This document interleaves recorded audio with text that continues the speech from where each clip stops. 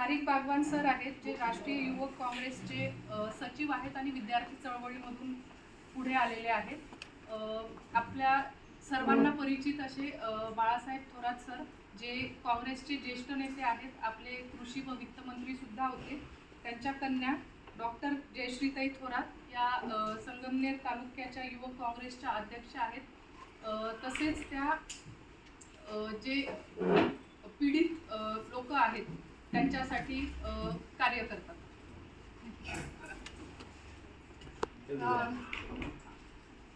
2 मिनिटं मला माहिती आहे अभ्यासाची वेळ आहे, पण 2 मिनिटं मी सर्वांचे घेते आहे।